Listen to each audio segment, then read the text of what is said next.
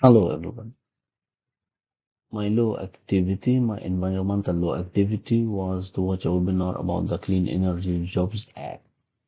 Clean Energy Jobs Act is from Illinois Environmental Council and it was presented to face the challenges of the climate change. So the state of Illinois saw that the climate change is an urgent issue and action should be taken before waiting for policies from the bureaucratic system in Washington, D.C.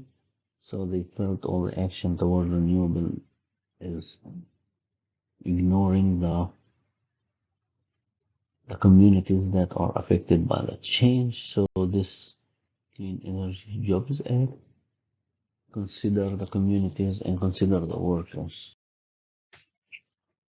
This overview for the Clean Energy Jobs Act was brought by Andrew Barbeo from the Environmental Defense Fund, and he got the webinar talking about this job act. He describes it as a community act because of the large portion about support the communities and the badly affected. He mentions some of the challenges that the Clean Jobs Energy Act led to in the state of Illinois. So those challenges were lack of funds from the state. So the state is running out of money and they can't even support the new energy facilities. COVID-19 pandemic, by the time this webinar was made, the pandemic was the priority in every aspect of the governor's office.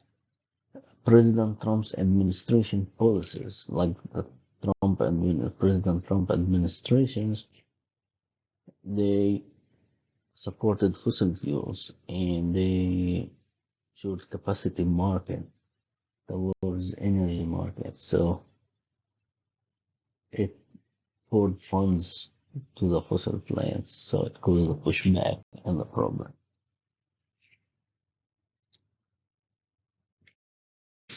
The main goal of the Clean Energy Jobs Act is to produce clean energy and lower the energy bills through efficiency, put jobs and equity in front of everything and in the middle of the center of the change to renewables. It put Illinois on the 100% renewable energy goal in 2050, and it reduced pollution from transportation, saves consumers money by changing capacity markets, ensure utility and accountability. Utility accountability, which means make sure that those polluters pay for what they're doing, and it helps to achieve a carbon-free power sector in Illinois. About jobs and equity. So the Clean Energy Act has one pillar in it that talks about jobs and equity. And how does it do that? It addresses the clean energy job workforce hubs. So the act will support 12 to 15 workforce hubs around the state for job training. It also has a clean energy contractor incubator. So it supports the entrepreneurship in low-income communities and environmental justice communities towards clean energy. It has solar for all expansion, which means it wants to expand those beneficiaries from the solar power towards everybody, not just the ones that can afford it, but also it should include the ones that cannot afford it. It expands low-income energy efficiency and community solar carved out, like 25% of the community solar should be community organized. And it wants to ensure the access for electric vehicles and renewable energy expansion to 100% in 2050. It wants to ensure that the solar power reaches everybody And we were supposed to reach in 2030, we are supposed to reach 46%, and after that, we should see what to do. Renewable energy budget should be expanded to increase investment, but now the state of Illinois already having trouble funding that. Do some technical changes, like changes made to improve adjustable block program and interconnect to the network goal. The Act calls for capacity market reformation. So because it says that the already existing capacity market make us pay for energy that we don't really use or we don't really need. So by changing that towards the renewable energy, we will save money by just doing that.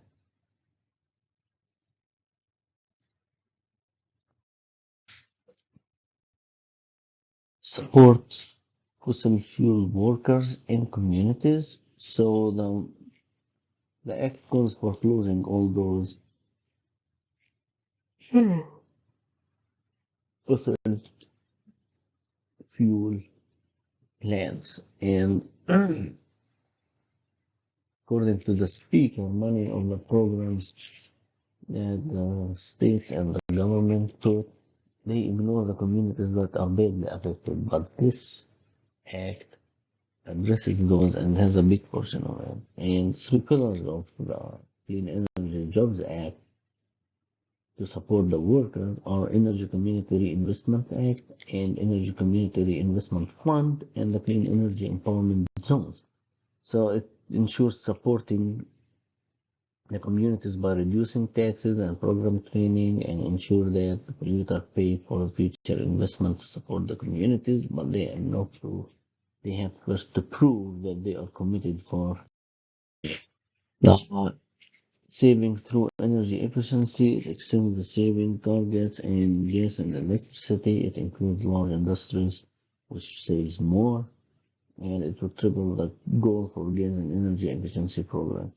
It ensures also that low income get benefits from the expansion, and it helps everybody to pay for the programs through the savings. It also has a health and safety fund. It allows the contractors to address critical issues in low-income houses, like leaks and lead and stuff like that. It has a fund just to deal with this. It also wants to ensure that everybody get benefits from the electrification of transportation that has a big portion of the of pollution. So it calls for EV access for all, and 15% of the total budget of the electrification should go towards low income, plus vehicle rebates, shuttles, support car sharing programs. It also calls for medium and heavy duty vehicles to become electric, and this includes the governmental fleets, the public transit fleets, other fleets like school buses, and it says that adopting these things lead to mass market adoption to electrification. So it would include activities to support and encourage mass market adoption like home charging stations and public charging stations, for example. The economical impact of the Clean Energy Jobs Act that is expected by 2040 and 2030, they think it would generate income from $39 billion of new private investment in Illinois through 2030.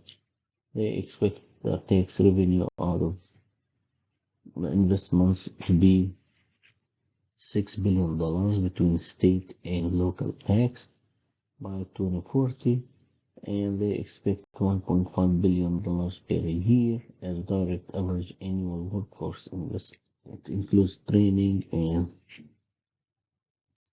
preparing for having career. In my opinion, there was a lot of uncertainty about the act. It would be noticed from the way the speaker talks and the way the phrases that he uses. Like if managed properly, he used this multiple occasions. He says if it was managed properly, if we save, if we accelerate development, if we with no solid plans. I am a fan also of step-by-step change and learning through experience. So this seems to be a big jump to be 100% renewable and carbon free. And it's already showing that some communities are badly affected and their problem wasn't solved with the government or the state. The support that the Act claims toward the workers is mostly tax reduction and training programs. It ignores the daily needs of those communities. It ignores the daily living needs. So closure of the coal plants in southern Illinois left devastated communities and municipalities. There is example it can be checked for the energy or the energy. The state is already behind the schedule on the time and the webinar, and the speaker keeps saying we will catch up, we will do it, we will be achieve without a solid plan or a solid base to support his claims. At the end, thank you.